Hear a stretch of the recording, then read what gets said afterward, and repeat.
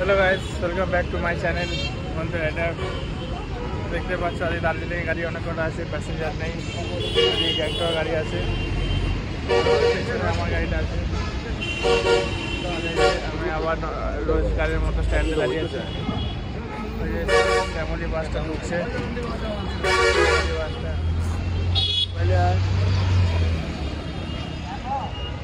तो गाइस तुम लोग जो आसते चाहो उससे कांटेक्ट करो।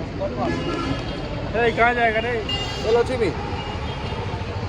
ओए तो फैमिली बस आ गया, निकल जाएगा।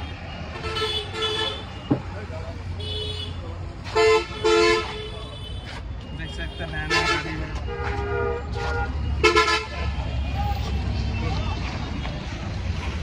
और ये वो उधर गाड़ी है हमारा। এখন বাজে হচ্ছে 6টা। তোমরা আমার সঙ্গে কন্ট্যাক্ট করতে পারো শিলিগুড়িতে এসে। দার্জিলিং, শিলিগুড়ি, গ্যাংটক, কালিম্পং সব কিছু গাড়ি ভাড়া দেওয়া হয়। তোমরা অবশ্যই আমার সঙ্গে এসে ভুলবে না কে কন্ট্যাক্ট করতে। নাম্বারটা তোমাদের দেওয়া আছে।